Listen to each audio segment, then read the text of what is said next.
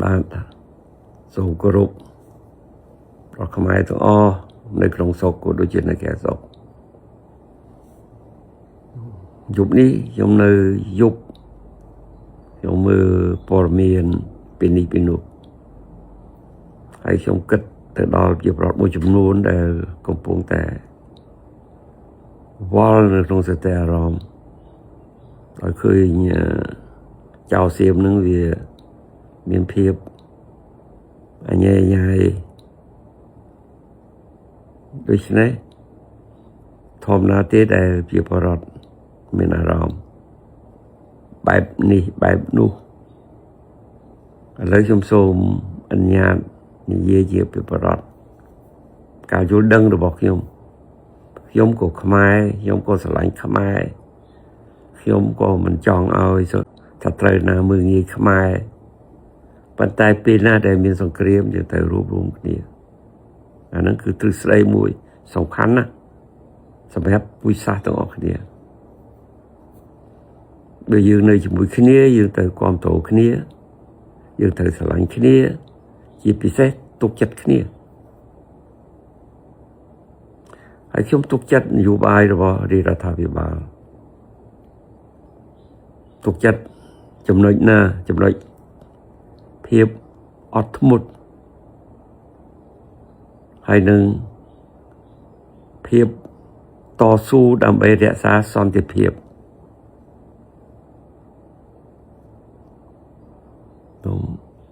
ខ្ញុំគាំទ្រពីព្រោះសពថ្ងៃនេះយើងមិនបាច់រកកំភ្លើងទៅបាញ់សត្រូវទេគេរកច្បាប់ប៉ុន្តែខ្លះទៀតគឺថាបើរកច្បាប់យូរពេកអាចោសៀមមកធ្វើបាបខ្មែរយកដីខ្មែរអស់ហើយមិនមែនទេខ្ញុំកោតសរសើរយុទ្ធសាស្ត្ររបស់រដ្ឋាភិបាល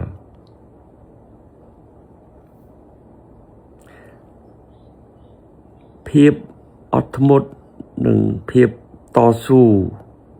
រក្សាសន្តិភាព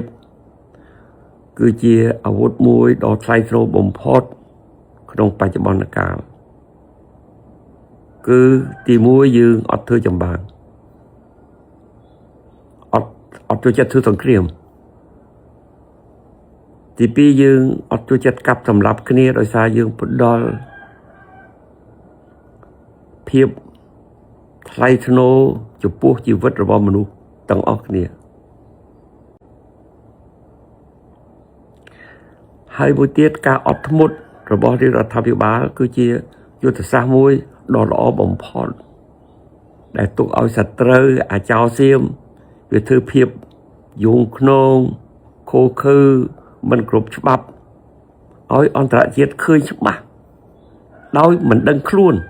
ពីព្រោះវាគិតថាអញខ្លាំងអញមានកំភ្លើងអញអាចធ្វើបាបខ្មែរប៉ុន្តែបើសិនជាយើងតតាំងវាអានឹងជារឿងមួយផ្សេងប៉ុន្តែបើយើងមានការអត់ធ្មត់ដូចយើងទុកឲ្យអាចោវាកំពុងលួចឲ្យវាលួចទៅហើយយើងយកកាមេរ៉ាថតវាទុកយល់ទេនឹងចឹងគឺនឹងវាចឹងដូច្នេះការអត់ធ្មត់គឺជាយុទ្ធសាស្ត្រមួយដ៏សំខាន់ថ្លៃថ្នូរនៅក្នុងបច្ចុប្បន្នកាលដែលគេនិយម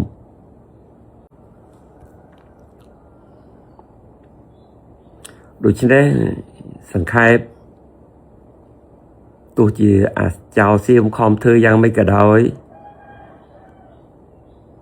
ឈ្នះខ្លាំងយ៉ាងម៉េចក៏ដោយ